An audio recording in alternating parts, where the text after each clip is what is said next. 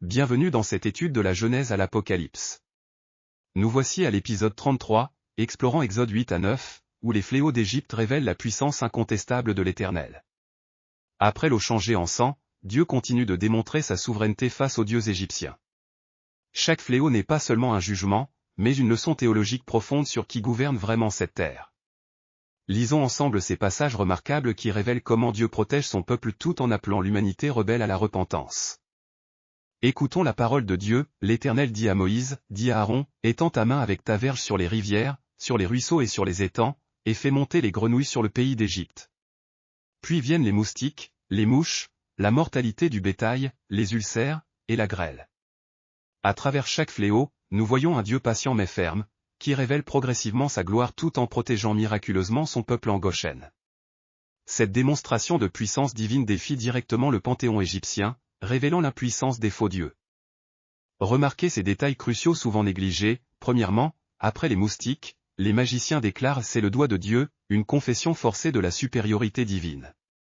Deuxièmement, à partir des mouches, Dieu établit une distinction géographique, Goshen est protégé tandis que l'Égypte souffre.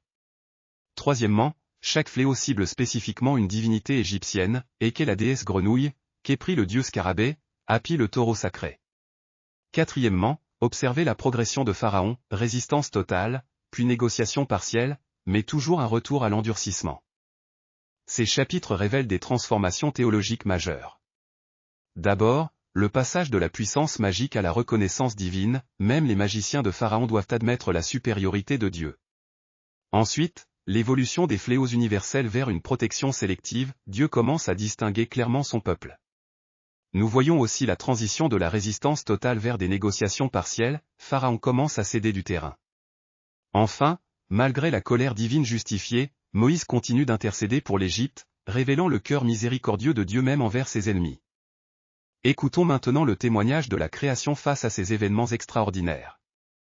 Mes sœurs ont été utilisées pour révéler la vanité de Eke, notre supposée déesse protectrice. Comme il est étrange de voir les humains adorer ce qui n'a aucun pouvoir.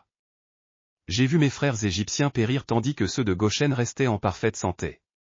Cette distinction révèle un Dieu qui protège vraiment les siens. Pourquoi l'humanité résiste-t-elle à une telle bonté? D'en haut, je vois la frontière invisible mais réelle entre la souffrance et la protection. Les humains sont si bénis d'avoir un Dieu qui les distingue, pourtant beaucoup restent aveugles à cette grâce. Nous, créatures, subissons les conséquences de la rébellion humaine, mais nous témoignons aussi de la fidélité divine envers ceux qui lui appartiennent.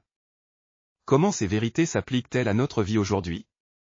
Premièrement, apprenons de Moïse l'art de l'intercession, il priait même pour ses oppresseurs égyptiens. Deuxièmement, reconnaissons la protection divine dans nos vies, Dieu fait encore des distinctions pour protéger les siens. Troisièmement, persévérons dans l'obéissance malgré la résistance, sachant que Dieu révèle sa gloire à travers notre fidélité. Quatrièmement, discernons les faux dieux de notre époque qui promettent ce qu'ils ne peuvent donner. Comme ces fléaux révélaient l'impuissance des idoles égyptiennes, Dieu révèle encore aujourd'hui la vanité de tout ce qui prétend rivaliser avec lui. Prions ensemble, Seigneur éternel, comme tu as révélé ta puissance en Égypte, révèle-toi aujourd'hui à travers nos vies. Aide-nous à intercéder comme Moïse, même pour ceux qui s'opposent à ton règne. Merci pour ta protection fidèle sur ton peuple.